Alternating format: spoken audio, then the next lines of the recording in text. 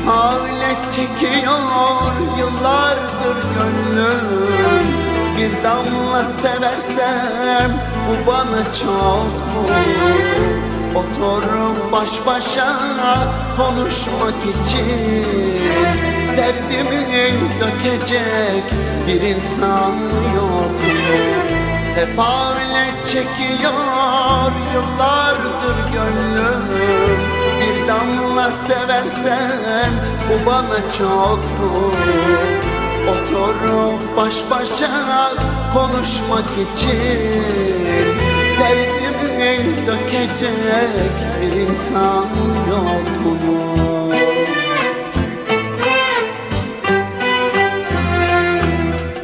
Zaman mı değişmiş, insan mı desem? Sırtını dönüyor, kime güvensem? Düşmüşüm kaldıran olmuyor yerden. Elimden tutacak bir insan yok. Zaman mı değişmiş, insan mı desem? Sırtını dönüyor, kime güvensem? Düşmüşüm kaldıran olmuyor yerden. Elimden tutacak bir insan yok. Düşmüşüm kaldıran olmuyor yerden. Elimden tutacak bir insan yok.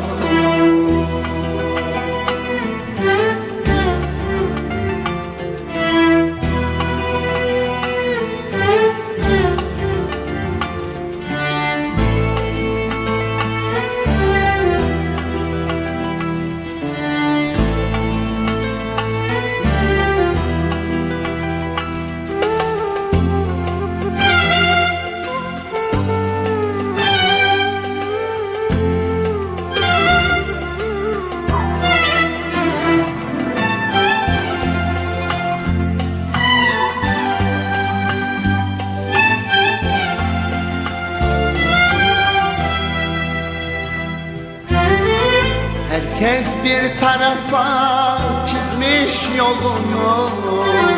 Kimse düşünmüyor ömrün sonu. Her nereye baksam günahkar dolu.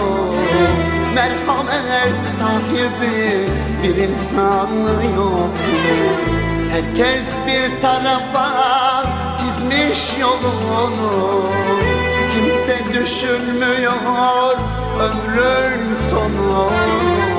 Her nereye baksam günahkar dolu.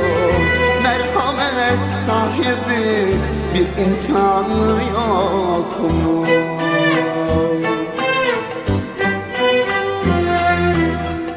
Zaman mı değişmiş, insan mı desem? Sırtını dönüyor, kime güvensem?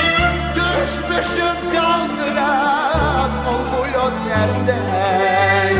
Elimden tutacak bir insan yok.